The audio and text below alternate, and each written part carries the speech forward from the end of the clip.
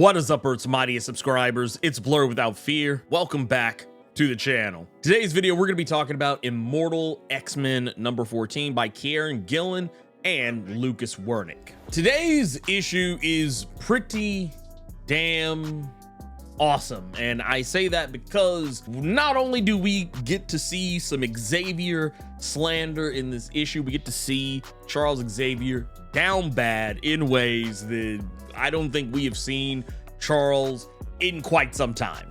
Xavier is absolutely positively broken, and we also get to see some Sebastian Shaw comeuppance in this issue as well. It's not as strong as the Xavier slander in this issue, but it happens. So let's talk about it. Let's start with Sebastian Shaw first, because I feel like this is something that I've kind of been waiting to talk about for a while. It's something that came up during the Hellfire Gala that I feel like a lot of people didn't catch. I actually didn't catch it at first when I read the issue either. It wasn't until I went back and reread some of the Hellfire Gala, and actually really just doing the video for it was just, I was constantly poring over the pages of this comic. And then I finally realized something. I was like, Krakoa has not been stolen the way I initially thought Mother Righteous had during the Hellfire Gala. She does have a part of Krakoa. She has the Atlantic island of Krakoa. She does not have Krakoa proper, because one of the things I overlooked when I was doing coverage for Hellfire Gala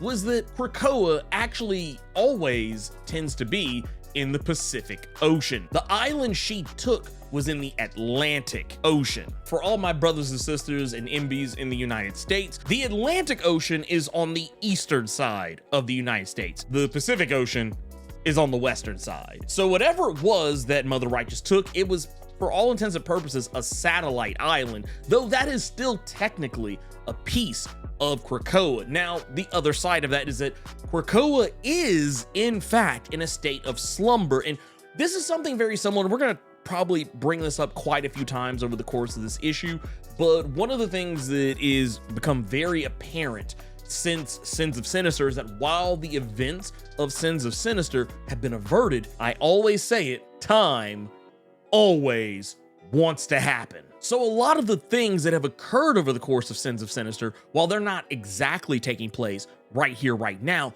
there are certain elements of it that are the fact that Krakoa is in a dormant state. It is asleep right now, but it still needs to feed off psionic energy. So that is going to be a whole problem coming up down the road, because Sebastian Shaw now has complete and total ownership of Krakoa. There's only one problem though, and it's that while he does have access to Krakoa, he owns it now, but he does not own the money connected to Krakoa. That is something that if you ever kept up with Jerry Duggan's Marauder series, all of that money was tied up in the Hellfire Trading Company, and that money is not accessible by Sebastian Shaw, despite the fact that he's technically a member of the Hellfire Trading Company, the Hellfire Club proper. He is the Black King of the Hellfire Club. The issue here is that he's been removed. He is no longer a member of the Hellfire Club. His membership has been revoked, and this is something that we actually talked about in my video for Invincible Iron Man. I believe it was Invincible Iron Man number 7 or 8. I don't really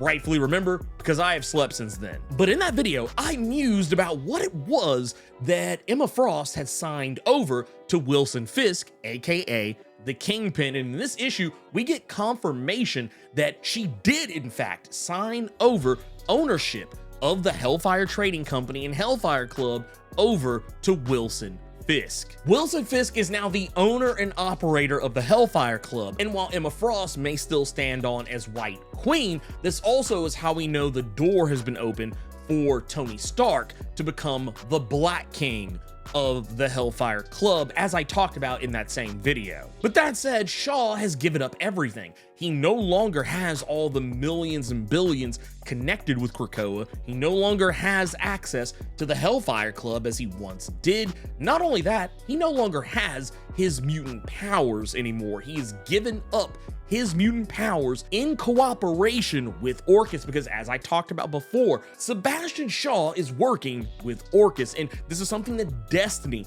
had thrown out before in previous issues of the Immortal X-Men, accusing Shaw of being in league with Orchis. So at the time, we didn't have any direct proof that he was in fact working with Orchis. All we knew is that he was working with Mother Righteous, and Mother Righteous was working with Orchis, so by proxy, so was Sebastian Shaw. But we learned in this issue that he actually is, in fact, working with Orchis right now. He has completely deactivated his X gene. He is no longer a mutant. He no longer has any superpowers. And he is also lost out on his deal with Mother Righteous. So Shaw is just in a bad way right now. He might actually be even more down bad than Charles is right now, but he's just not showing it because he can't show himself in defeat. He wants to take Krakoa and try to exploit it, probably even turn it into some kind of a vacation or resort of some sort or another. He's going to try to monetize Krakoa in some way to try and get back the money that he lost out on in his deal with Mother Righteous, because as he learned in this issue,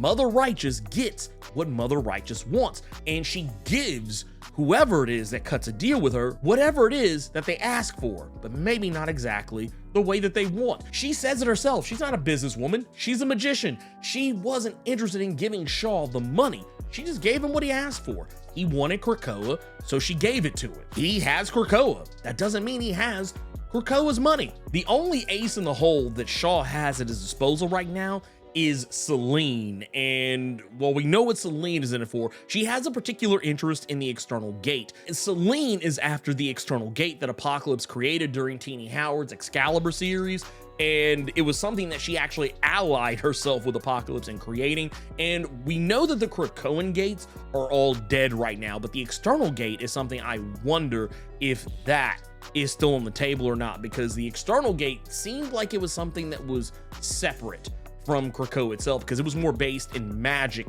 less so in mutant technology. So if that is the case, if that is actually still on the table, Selene wants it, and Shaw at this precise moment can't exactly give it to her, because right now Shaw still has to get Krakoa secured and make sure it's defensible against Orchis, because now he realizes that he's been screwed by Orchis, and more so by Mother Righteous, but by Orchis as well. But he wants to make sure Orchis can't get their hands or their feet on the island right now. And what he doesn't realize is he's gonna have to go through Charles Xavier before he can do that. Orchis is not necessarily capable right now of holding down the island of Krakoa, despite the fact that there's only one person living on it. Right now, Charles Xavier is the only person living on Krakoa right now. What's even funnier about this is that it's been about roughly 10 weeks since the Hellfire Gala. Charles is looking rough as, like, he is legitimately probably the worst looking I think I've seen him in quite some time. I don't think I've ever seen Charles look this bad before. It's kind of funny too, because if you are familiar with who Kieran Gillen is, I actually wonder if for whatever reason he asked Lucas Wernick to draw Charles Xavier as if he looked like Kieran Gillen. Not to say Kieran Gillen looks rough or anything, but just the pictures I've seen of Kieran Gillen and looking at this, I'm like, I wonder, because there was even a tongue-in-cheek thing that Kieran Gillen did where he actually put this image out on social media. I can't remember if I saw it on Twitter or X or whatever the hell you want to call it this week, or if I saw it on Blue Sky or Threads or whatever. Point of the matter is that it is out there in the wild, and he kind of made a tongue-in-cheek reference to his own self-image. So yeah, I'm gonna go on a limb and say he probably said, hey, Lucas, can you hook this up? Charles Xavier is so down bad right now. The only thing that's gonna help uplift his spirits is you clicking that like button, and if you haven't done so already, clicking that subscribe button and tapping that notification bell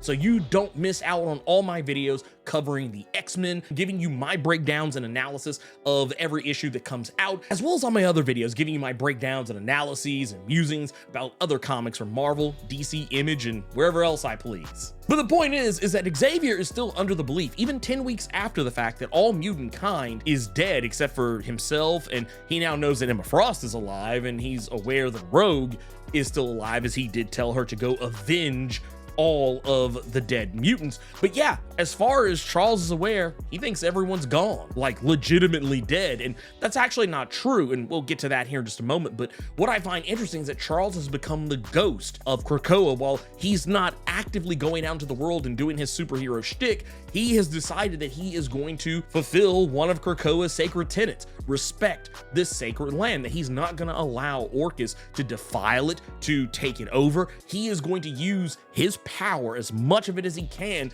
to try and run Orcus off. Now, the tricky part here is what's going to happen when Orcus decides to start sending sentinels onto the island. Considering the fact that the island is supposed to be completely deserted, that's probably why they have only sent human soldiers there. But I get a feeling eventually they're gonna send sentinels, and Charles is gonna have to nut up and take them down. So that's gonna be a thing. It'll be pretty interesting how all that plays out, but yeah, we'll have to wait and see there. The one thing I find really funny about the whole interaction that Charles has with Emma in this issue is that it actually shows you just how much Emma Frost has grown as a character, even as recent as the last several months. Now, don't get me wrong, Emma has been a very sensible character, for a long time, ever since she became an official member of the team during Grant Morrison's new X-Men series. She has long made a name for herself as having changed, having turned over a new leaf, and over the last decade or so, she has pretty much been one of the X-Men's stalwart heroes. And while yes, her methods may still be kind of iffy at times, that doesn't necessarily make her a bad person. And while yes, we still can't let those instances of blackface go, that's a whole other story altogether, we still remember that, but for the most part, Emma has been an ally ever since.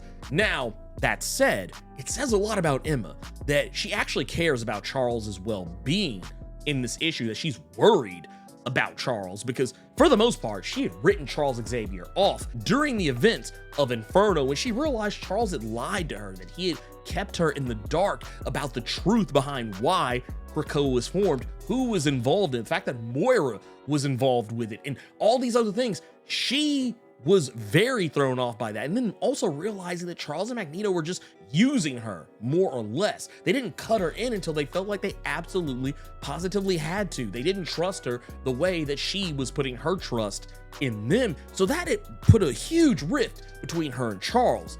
And the fact that she's actually coming back, that she's checking in on Charles, even though it's only telepathically, says a lot about her character. Speaking of character, we do learn in this issue why Charles shoved Mystique out of that window in the Hellfire Gala, and it was because he remembered what Destiny had told him just prior in the issue. I find that part pretty interesting because, that was a conversation that we just didn't know that Destiny and Xavier had, that she had warned Xavier about what was going to happen, but she just wasn't certain whether or not it was going to happen, or maybe Destiny was certain it was going to happen, and she just told Charles that she wasn't 100% sure, because that is kind of how Destiny often tells people about the future, especially when she knows it's something that is incredibly important, because telling people about the future can, in a lot of cases, make the future that you're trying to prevent actually happen anyway, or could completely block you out of a potentially good future that you actually want. So that's why she didn't tell him specifically what was going to happen. But the moment that everything went down, Charles remembered her words, and that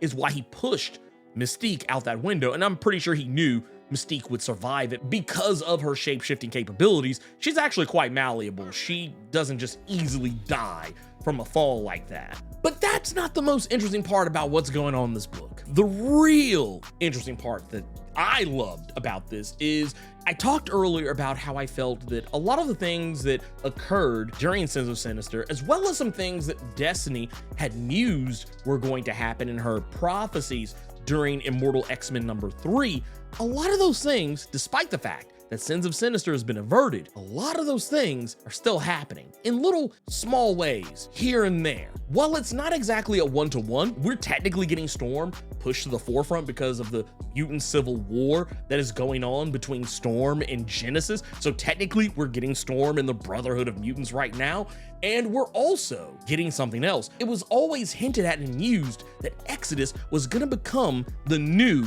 mutant messiah, that he was gonna become the guy that everyone put their faith in. They would look to him for leadership, and that it would boost his power beyond all levels that he has ever had before. In that issue of Immortal X-Men number 3, we saw Exodus standing on high as all of the mutants of Krakoa were reaching up to him as if he were some sort of a god. And I think we just saw the kickoff point for that happening in this issue, where everyone that went through the Krakoan gates at the Hellfire Gala, they weren't transported into some meat grinder, whether metaphorically or literally, as Charles Xavier had believed. No, that's not the case. They're actually all in one place for the most part. As for all the characters that are going to be involved in Realm of X, like Magic and Mirage, and Dust and Curse, so on and so forth, those characters went somewhere else. All the other characters that went through the gates, they have all been transported to some random desert. We're not told specifically where it is or when it is or whatever, but all we know is they're all together. And while yes, it is a bunch of mutants, not all of them are fighters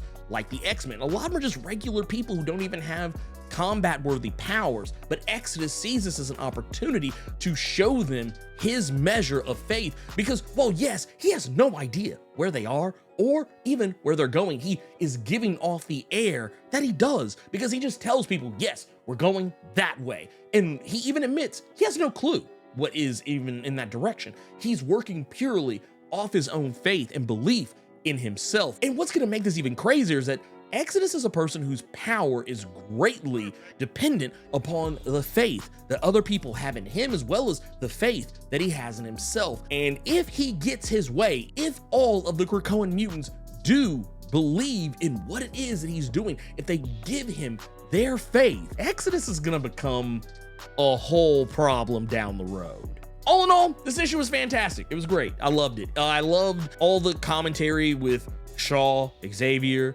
and some of the callbacks to the Hellfire Gala, everything they're setting up right now with Exodus and Selene. I even like what they did with Destiny in this, how she is freaking out because she still can't see anything that's going to happen in the future. And I have a feeling that as this goes along, the more events that cement going forward in the Fall of X era, I have a feeling she's going to get another one of her mega prophecy moments, and that will be interesting in and of itself. But right now, she is of the belief that Mystique is very dead. Also, we know the 5 are still alive, so Mutant Resurrection is theoretically back on the table. But right now, the 5 are completely separated from the rest of mutant kind, other than the ones that are in the desert with them. So they're not going to be able to help the X-Men or X-Force or anyone else for that matter anytime terribly soon. That's everything I really wanted to talk about with Immortal X-Men number 14. If you enjoyed this video, do the YouTube thing, like, share, comment, subscribe. I post videos multiple times throughout the week, plus live stream